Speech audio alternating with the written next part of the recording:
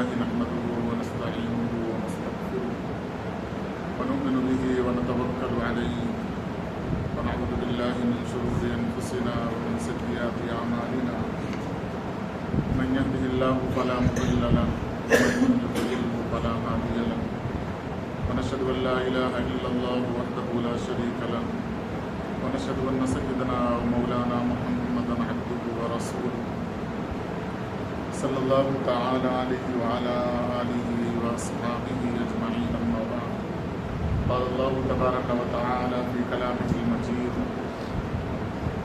أعوذ بالله من الشيطان الرجيم بسم الله الرحمن الرحيم إذا زلزلت الأرض زلزالها وأخرجت الأرض أثقالها وقال الإنسان ما لها يومئذ تحدث أخبارها بأن ربك أوحى لها يومئذ يصدر الناس أشتاتا ليروا أعمالهم فمن يعمل مثقال ذرة خيرا يره ومن يعمل مثقال ذرة شرا يره صدق الله العظيم وصدق رسوله النبي الكريم ونحن على ذلك لمن الشاهدين والشاكرين والحمد لله رب العالمين رب اشرح لي صدري ويسر لي أمري واحلل عقدة من لساني يفقهوا قولي آمين برحمتك يا أرحم الراحمين والحمد لله رب العالمين.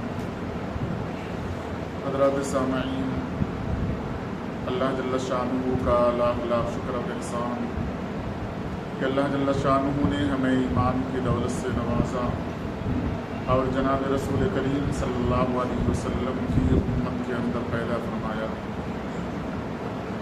اور نبی کریم صلی اللہ علیہ وسلم کا لاکھ لاکھ شکر اور احسان کہ آپ صلی اللہ علیہ وسلم نے دین کی باتوں کو ہم تک پہنچایا۔ قرآن کریم کی سورہ زلزال کی تفسیر گزشتہ جمعہ مختصر طور پر آپ کے سامنے پیش کی گئی تھی، اور یہ سلسلہ کئی مہینوں سے چل رہا ہے۔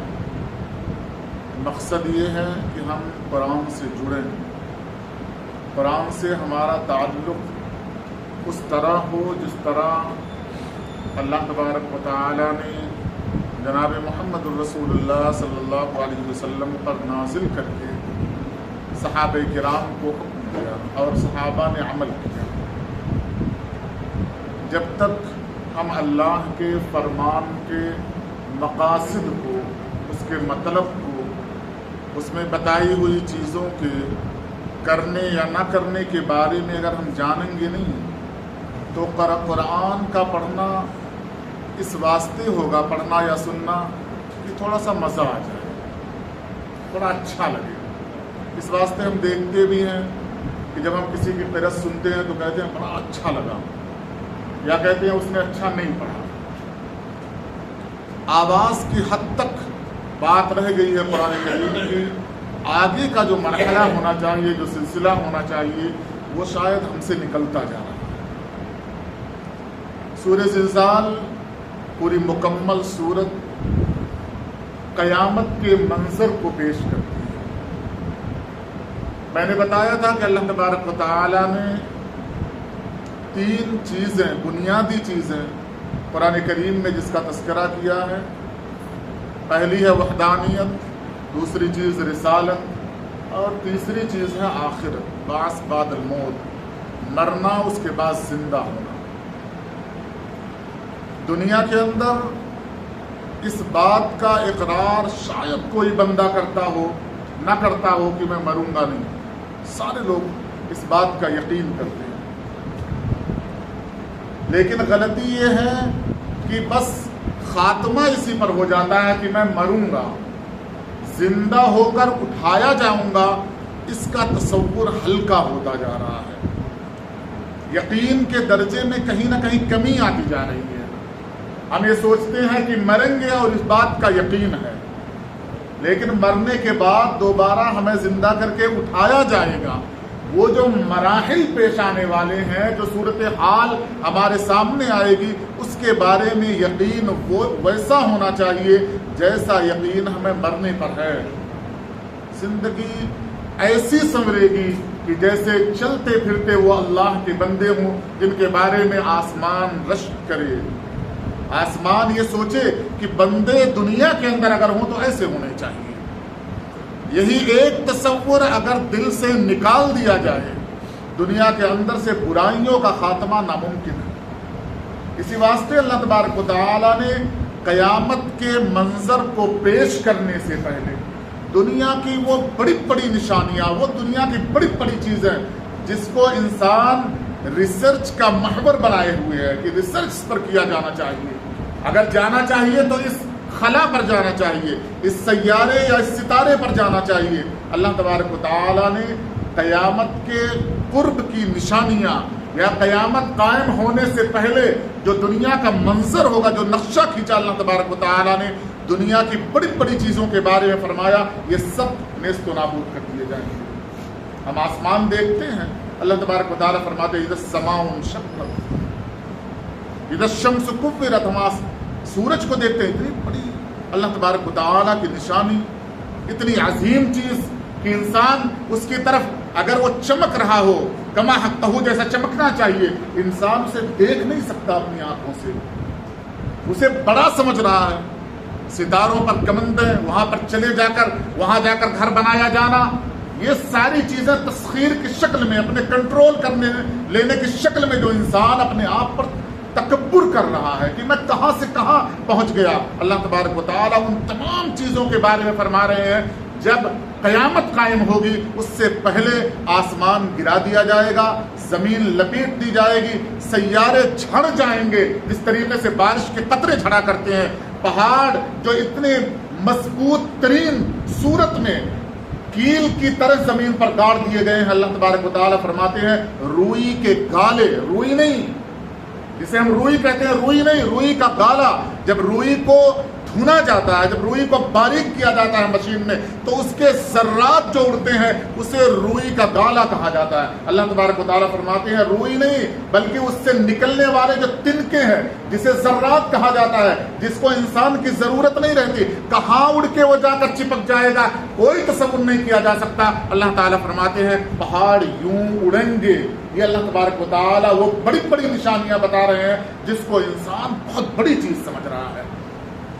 بڑی ایک نشانی قیامت کی اللہ تبارک و تعالیٰ نے جناب محمد رسول اللہ صلی اللہ علیہ وسلم کے ذریعے سے بتائی ہے، علم کا اٹھا لیا جانا، یہ بڑی نشانی ہے۔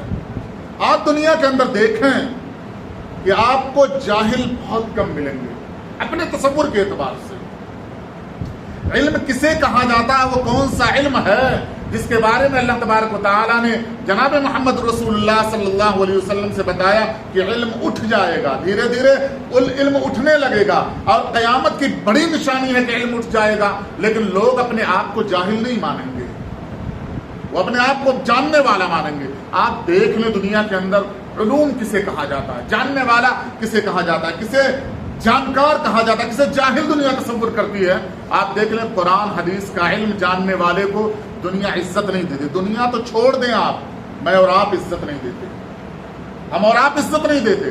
اور دنیا کے اندر جسے علم کہا جاتا ہے اس علم کے حصول کے لیے انسان سب سے قیمتی شے جسے مال کہا جاتا ہے، جسے بہت زیادہ محبت انسان کرتا ہے، بے دریغ خرچ کر رہا ہے۔ آپ MBA کر لیں بڑے کالج سے 20 لاکھ روپے لگے گا سالانہ، آپ کو لگے گا۔ آپ ڈاکٹری کر لیں، اگر آپ اس سیٹ کو خرید رہے ہیں کروڑوں روپے آپ کو دینا پڑے گا۔ ایک عالم بننے کے لیے، قرآن کا علم حاصل کرنے کے لیے آپ کو 100 روپے لگانا ہو، آپ کی جان نکل جائے گی، میری جان نکل جائے گی، میں بھی اسی میں شامل ہوں۔ آپ یہ مت سوچئے گا کہ اپنے آپ کو چھوڑ دیا، ہم سب کو مخاطب کر لیا۔ کوئی ایسا علم جسے قرآن اور حدیث علم کہہ رہا ہے، قرآن نے تصور ہمیں دیا تھا کہ دنیا کے اندر جہالت تھی، سارے لوگ، زمانہ جو تھا وہ جاہلوں والا تھا، لوگ جو تھے جاہل تھے۔ اللہ تعالیٰ فرما رہے ہیں ہم نے انہیں مخاطب کیا تھا، اقرا پڑھو، جہالت نکلے گی، برائیوں کا خاتمہ ہو جائے گا، یعنی وہ علم، وہ تصور، وہ اللہ تبارک و تعالیٰ کی عطا جو انسان کے اندر جانے کے بعد انسان کی ساری خرابیوں کو ایک ایک کر کے نکال دے، اللہ تبارک و تعالیٰ فرماتے ہیں وہ علم ہے جسے ہم نے نازل کیا تھا تاکہ برائیوں کا خاتمہ ہو، اور چند سال کا عرصہ نہیں گزرا تھا، آپ مکہ اور مدینہ کی جزیرۃ العرب کی پوری تاریخ اٹھا کر دیکھ لیں، اللہ سبحانہ و تعالیٰ فرما رہے ہیں کوئی برائی کرنے والا آپ کو نہیں ملنے والا تھا وہاں پر۔ یعنی وہ تصور آ گیا تھا کہ ایک اللہ ہے، یہ اس کے رسول ہیں، سارا فرمان یہ لے کر آئے ہیں، اتارا ہوا اللہ سبحانہ و تعالیٰ کا ہے، ایک مہلت ہمیں دی گئی ہے، ایک زندگی دی گئی ہے جو زندگی بالکل محمل ہے، جس کے بارے میں ہمیں کچھ پتا نہیں ہے، اب ہیں ایک سیکنڈ کے بعد رہیں گے نہیں رہیں گے، اور اس زندگی کا حساب لیا جائے گا۔ اللہ تبارک و تعالیٰ فرما رہے ہیں وہ علم جو ہمیں یہ تصور دیتا کہ مرنے کے بعد کی زندگی آنے والی ہے، ایک ایک لمحے کا ہمیں حساب دینا ہے، اللہ تبارک و تعالیٰ فرما رہے ہیں قیامت کی بڑی نشانی ہے، وہ علم اللہ تبارک و تعالیٰ اٹھا لیں گے اور تصور میں بھی نہیں آئے گا کہ وہ علم اٹھا لیا گیا۔ آپ دیکھ لیں بڑا افسوس ہوتا ہے، اور افسوس اس واسطے نہیں ہوتا ہے کہ آپ شامل ہیں یا چند لوگ شامل ہیں یا میں شامل ہوں، پورا معاشرہ شامل ہے۔ آپ کسی سے کہیں قرآن پڑھنا ہے، وقت نہیں ہے بھائی، قرآن سننا ہے، وقت نہیں ہے، جس کے لیے بھیجا گیا تھا اسی کے بارے میں کہہ دیا وقت نہیں ہے۔ صحابہ کرام ایک ایک دانے کے محتاجگی کے باوجود صرف ان کے پاس اگر وقت تھا تو قرآن کے سننے اور قرآن کے پڑھنے کا وقت تھا۔ وہ سوچتے تھے کہ اگر اس مسجد نبوی یا درسگاہ نبوی سے جدا ہو گئے تو کچھ ہمیں حاصل ہونے والا نہیں ہے، کوئی چیز ہمیں ملنے والی نہیں ہے۔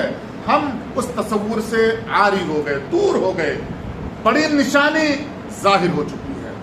اب قیامت کی وہ نشانیاں ظاہر ہونے والی ہے جو مجموعی شکل میں ہمیں دکھائی دے گی، یہ دکھائی نہیں دے رہی ہے اور ابھی سمجھ میں بھی نہیں آ رہا ہے۔ آپ چند سال کے عرصے کے گزر جانے کے بعد دیکھیں گے امت مسلمہ کا وہ آدمی جو کھڑا ہوا اپنے آپ کو ڈاکٹر انجینئر کہے گا، پڑھا لکھا کہے گا، کسی کے اکاؤنٹ سے پیسہ یوں اڑا لے گا اور کہے گا یہ میرا علم ہے، یعنی علم کا وہ تصور دے گا کہ میں جانتا ہوں۔ ہیکر بڑا عالم مانا جا رہا ہے، کسی کے اکاؤنٹ کو ہیک کر لے رہا ہے، کسی کے موبائل کو ہیک کر لے رہا ہے، اڑا لے رہا ہے سیکنڈوں میں، اور کہا جا رہا ہے دنیا اسے عزت دے رہی ہے، اس سے زیادہ جانکار مجھے کوئی نہیں ملا۔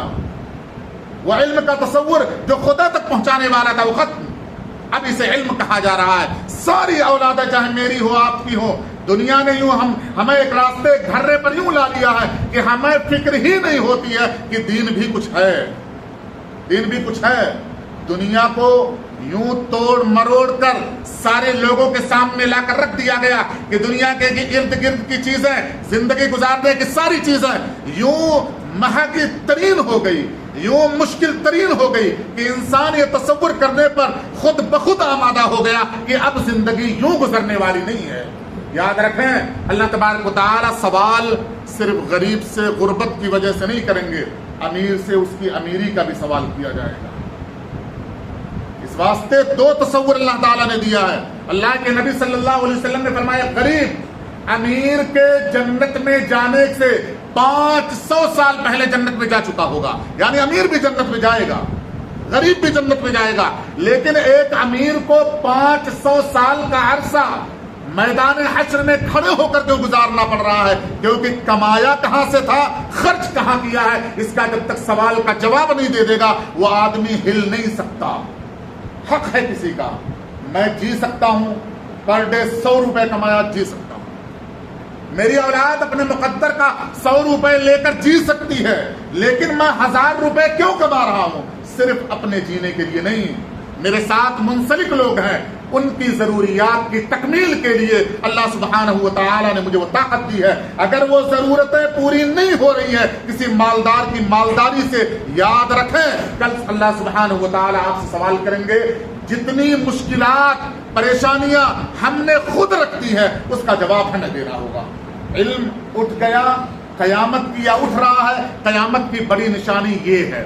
اب اس کے علاوہ جو نشانیاں ہیں جسے قرآن تذکرہ کر رہا ہے، اذا زلزلت الارض زلزالہا، کہ جب زمین کھونچال کے ساتھ ہلا دی جائے گی. کیسے ہلا دی جائے گی؟ گزشتہ جمعہ میں نے بیان کیا تھا کہ وہ ڈبے میں لے کر کسی چیز کو ہلا دینا. وَأَخْرَجَتِ الْأَرْضُ أَثْقَالَهَا، زمین تمام چیزیں، ساری چیزیں اپنے سے باہر نکال لے گی. جس کے اندر خزانے ہوں گے، جس کے اندر سے مردے ہوں گے، ساری چیزیں نکل جائیں گی. یہ تصور اللہ تعالیٰ دے گا حساب و کتاب سے پہلے. یہی وہ مال، یہی وہ خزانہ ہے کہ جس کو بھائی سے بھائی نے جدا کر دیا تھا مال کی بنیاد پر. کسی کو قتل کیا تھا اپنے بھائی کو، اپنے بھائی سے دشمنی کر لی تھی، اپنے رشتہ داروں سے دشمنی کر لی تھی، انہی خزانوں کی بنیاد پر. وَأَخْرَجَتِ الْأَرْضُ أَثْقَالَهَا، انسان کہے گا وَقَالَ الْإِنسَانُ مَا لَهَا، اسے کیا ہو گیا؟ ہم تو اسے نکالنا چاہتے تھے، ریسرچ کرتے تھے زمین کے اندر خزانہ کہاں ہے، ہمیں دکھائی نہیں دیتا تھا. آج یہ خود نکال رہی ہے. انسان کہے گا ما لها، اسے کیا ہو گیا؟ یومئذ تحدث اخبارها، زمین تمام خزانے، تمام چیزوں کو یوں ظاہر کر کے رکھتے. بِأَنَّ رَبَّكَ أَوْحَىٰ لَهَا، کیوں ظاہر کرے گی؟ کیوں خبروں کو آشکارا کر دے گی؟ خبروں کو کیوں بیان کر دے گی؟ بِأَنَّ رَبَّكَ أَوْحَىٰ لَهَا، کیونکہ زمین کے رب نے، کیونکہ ہمارے رب نے اسے وحی کی تھی، اسے حکم دیا تھا کہ تم ساری خبروں کو، ساری ان چیزوں کو جو تمہارے اندر دفن ہے قیامت کے دن بیان کر دینا. آپ تصور کریں، ہم سوچتے ہیں ایک گونگا آدمی ہے، اسے تھپڑ مار دو بول نہیں پائے گا، اپنی شکایت نہیں کر پائے گا. اسے جتنا ستانا چاہیں ہم ستا سکتے ہیں. کسی دیگر زبان کے جاننے والوں کے درمیان کسی دوسرے زبان کا جاننے والا آدمی آ جائے، اسے کیا تکلیف ہے اپنی تکلیف کو بیان نہیں کر سکتا. زبان اس کی اپنی ہے، سمجھنے والے کسی اور زبان کے جاننے والے ہیں. اللہ تبارک و تعالیٰ کے پاس ایسا نہیں ہوگا. جب قیامت قائم ہو جائے گی تمام لوگ ایک زبان کے جاننے والے ہوں گے، چاہے وہ پڑھے لکھے تھے، پڑھے لکھے ہیں، پڑھے لکھے رہیں گے یا نہیں رہیں گے، تمام لوگ سب کچھ جان جائیں گے. زبان کی حرکت، زبان کا بیان کرنا، زمین کی زبان سمجھ جائیں گے. آدمی تمام حیرت زدہ، اتنا پریشان حال شاید دنیا کے اندر کوئی ہوگا. محدثین مفسرین بیان کرتے ہیں دنیا کے اندر کتنی بڑی پریشانی ہو سکتی ہے. انسان جس کے تصور سے لرز اور کانپ جایا کرتا ہے، اللہ تعالیٰ فرما رہے ہیں قیامت کی ہلکی سی نشانی ان تمام پریشانیوں سے بڑی نشانی ہوگی. کتنا پریشان انسان ہوگا، کتنا پریشان ہوگا. قیامت اس کی نشانی بیان کر رہی ہے کہ وہ ننگا ہوگا، اسے پتہ نہیں ہوگا. وہ ننگا ہوگا، اسے پتہ نہیں ہوگا. تمام کائنات ننگی ہوگی، اسے پتہ نہیں ہوگا کہ میرے سامنے کھڑا ہوا انسان ننگا ہے. میں نے گزشتہ جمعہ بتایا تھا اللہ تبارک و تعالیٰ فرما رہے ہیں کہ ماں اپنے دودھ پلانے والے بچے کو بھول جائے. حاملہ عورت اپنے حمل کو ضائع کر دے گی. اتنے بے خبر کہ انسان کہ اس نظارے کو اللہ تبارک و تعالیٰ پیش کر رہے ہیں. یوم یفر المرء من اخیہ وامہ وابیہ وصاحبتہ وبنیہ. کیا نظارہ ہوگا؟ نہ بھائی بھائی کو پہچانے گا، نہ باپ بیٹے کو پہچانے گا، نہ ماں بیٹے کو پہچانے گی. کوئی کسی کو پہچاننے والا نہیں ہوگا، بس ایک اپنے عمل کی فکر ہوگی. مفسرین بیان کرتے صرف ایک آواز نفسی، میں. تمام کائنات وہاں پر کھڑی ہوئی ہوگی، صرف اپنے بارے میں خبر ہوگی. اللہ تبارک و تعالیٰ اس دن زمین سے کہیں گے جتنی چیزیں تمہارے اندر ہیں ان تمام چیزوں کو ظاہر کر دو. کیا منظر ہوگا قیامت کا. قرآن بیان کرتا ہے بالکل مسطح زمین ہوگی، اونچ نیچ کہیں نہیں ہوگا. یہ پہاڑ، درخت، سایہ کچھ نہیں، بالکل مسطح زمین ہوگی. بالکل چٹیل میدان ہوگا، جہاں تک آپ دیکھنا چاہیں زمین بالکل برابر سرابر ہوگی. اللہ تبارک و تعالیٰ اپنے عرش کرسی پر بیٹھے ہوئے ہوں گے. تمام کائنات اپنے قبروں کے عذاب سے نکلنے کے باوجود کہے گی کہ ہمیں اپنی آرام گاہ سے کس نے نکال کر باہر کر دیا، جبکہ قبر کے اندر عذاب بھی ہو رہا ہوگا. اللہ کے پاس کھڑے ہوئے ہوں گے. سورج اپنی تمازت کے ساتھ نکلا ہوا ہوگا، بالکل قریب ہوگا. انسان پسینے میں ڈوبا ہوا ہوگا. حدیث کے اندر آتا ہے اس سے پسینہ نکلے گا، اس کے ارد گرد بڑھتا ہوا رہے گا. جتنا اس نے گناہ کیا ہوگا اتنا پسینے میں وہ ڈوبا ہوا ہوگا. کوئی سایہ نہیں ہوگا، بچنے کی کوئی سبیل، کوئی راستہ نہیں ہوگا. اللہ تبارک و تعالیٰ چند لوگوں کو اس دن بھی عرش کے سائے میں جگہ دیں گے. हिसाब व किताब की शुरुआत नहीं हुई होगी, कुछ भी नहीं हुआ है। अल्लाह सुब्हानहू व तआला बैठे हुए हैं, साया है सिर्फ अर्श का, और जिसे अल्लाह ताला चाहेंगे उसे अर्श के साये में जगह दे देंगे। आप तसव्वुर करें अल्लाह तबारक व तआला ने किसे अर्श के साये में सबसे पहले जगह दिया?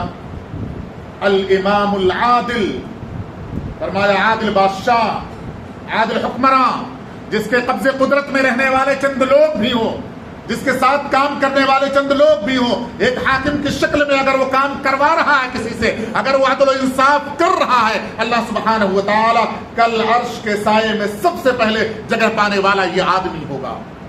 वो घर का जिम्मेदार हो,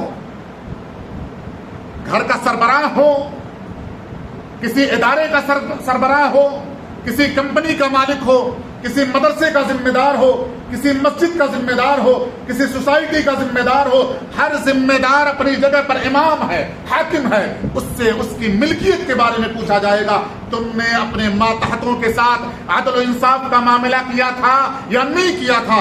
आप ये तसव्वुर करें, हदीस पढ़ने के बाद हम ये सोचते हैं सिर्फ बादशाहों को, आदिल बादशाहों को जगह मिलेगी। क्या अल्लाह का अर्श हमारी तरह इतना छोटा है कि चंद बादशाह को सिर्फ अर्श के साये में जगह दी जाएगी? इतना महदूद अल्लाह तबारक व तआला का फरमान नहीं है। हर वो शख्स जो अपने तई अपने एतबार से किसी भी चीज का जिम्मेदार हो, चाहे उसकी बीवी का वो जिम्मेदार हो, चाहे वो अपने बच्चों का जिम्मेदार हो, चाहे अपने घर का जिम्मेदार हो, अगर वो अदल कर रहा है, कायम कर रहा है, कल क़यामत के दिन अल्लाह सुब्हानहू व तआला उसे अर्श के साये में जगह देंगे। पहला शख्स अल्लाह ताला ने इल्म की बुनियाद पर उसे नहीं दिया। वो या आप देखें मामलात का मामला चल रहा है, यानी अर्श के साये में जगह पाने वाला आदमी वो होगा दुनिया के अंदर जिसके मामलात बड़े अच्छे हों। आप सल्लल्लाहु अलैहि वसल्लम ने फरमाया था कि आप अपने लिए जो चीज पसंद करते हो वही अपने भाई के लिए पसंद करें। अगर ये तसव्वुर नहीं आ रहा है तो आप इन्नमल मुमिनूना इख्वा के तहत नहीं आते, आप मुस्लिम नहीं हैं। अगर मुसलमान हैं तो आपके अंदर वो तसव्वुर होना चाहिए जो कुरान ने तसव्वुर दिया। मदीना के अंदर मक्का के लोग आए, फारस के लोग आए, हबशा के लोग आए, तमाम वो तसव्वुर जो दुनिया के अंदर कहीं नहीं कायम हो सकता वहां कायम हुआ। अल्लाह के नबी सल्लल्लाहु अलैहि वसल्लम ने मस्जिद नबवी के बनाए जाने के फौरन बाद सबसे पहला जो काम किया है वो उखुवत और भाईचारगी का काम किया है। कहा मिल जाना किस तरीके से, जिस तरीके से अल्लाह बता रहे हैं कि तुम दुनिया के कहीं किसी कोने से तसव्वुर रखते हो, कहीं से रहने वाले हो, तुम अगर मोमिन हो, तुम अगर कलीमे तय्यबा के पढ़ने वाले हो तो तुम्हारे अंदर वो भाईचारगी पैदा होनी चाहिए जो अंसार और मुहाजिरीन के अंदर पैदा हुई थी। अगर वो नहीं पैदा हो रही है तो अपने इस्लाम को टटोलो, अपने ईमान को टटोलो। ये देखो कहीं ऐसा तो नहीं कि मैं इस्लाम से खारिज होता जा रहा हूं, निकलता जा रहा हूं। वो असबियत जो अल्लाह के नबी जनाब मोहम्मद रसूलुल्लाह सल्लल्लाहु अलैहि वसल्लम ने बतौर वसीयत के किया था, हज्जतुल विदा के मौका पर किया था, आखिरी बातें चल रही थी, आपने कहा था कि ऐ लोगों, कुरैश के लोग खड़े थे, सिलसिले नसब के अंदर सबसे आला, खानदानी एतबार से हाशिमी सबसे ऊंचे आप सल्लल्लाहु अलैहि वसल्लम का खानदान है, अंसार और मुहाजिरीन का खानदान है। वो मुकद्दस जमात है जिसको कहा गया था रदियल्लाहु अन्हुम व रदू अन्हु, जिसके जन्नती होने की बशारत दी गई थी। उस मजमे को मुखातब करके आप सल्लल्लाहु अलैहि वसल्लम ने फरमाया था किसी को किसी पर कोई फजीलत नहीं, चाहे वो अरबी हो, चाहे वो अजमी हो, चाहे वो गोरा हो, चाहे वो काला हो, चाहे वो मालदार हो, चाहे वो गरीब हो, चाहे वो गुलाम हो, चाहे वो आका हो, किसी पर किसी को कोई फजीलत नहीं है इल्ला बित्तक़वा, सिवाय तक़वा और परहेजगारी के। एक पैमाना दिया था आप सल्लल्लाहु अलैहि वसल्लम ने, अगर वो चीज आ रही है, उख़ुव्वत और भाईचारगी का वो जो अल्लाह तबारक व तआला ने तसव्वुर दिया था वो आ रहा है, हम अदल जरूर करेंगे। और अदल करेंगे तो अर्श के साये में इंशाअल्लाह जरूर भी जरूर उन लोगों के साथ जगह मिलने वाली है जिसके बारे में अल्लाह सुब्हानहू व तआला ने जनाब मोहम्मद रसूलुल्लाह सल्लल्लाहु अलैहि वसल्लम की ज़बानी फरमाया अल इमामुल आदिल। दूसरे वो कौन से लोग होंगे इंशाअल्लाह आइंदा जुमा उस पर तफसीली गुफ्तगू की जाएगी। अल्लाह ताला अमल की